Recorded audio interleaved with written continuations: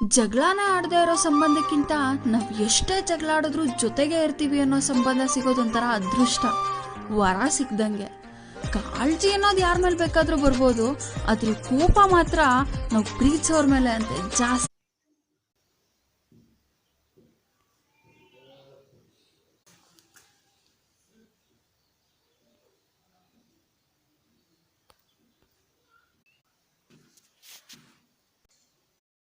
ಕಷ್ಟ ಆದ್ರೂ ಪರವಾಗಿಲ್ಲ ಗುರು, ನಮಗ್ ನೋವು ಮಾಡಿದವ್ರ ಮುಂದೆ ನಗ್ನಗ್ತಾನೆ ಬದುಕ್ಬೇಕು.